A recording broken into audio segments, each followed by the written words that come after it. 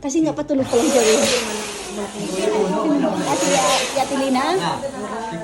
May pasok. Lina. Ayaw na ito. Good health. Yan, si Ate Tres. Oo nga, ang birthday ko, Father's Day muna eh. Si Kuya, nasa hanap ako ng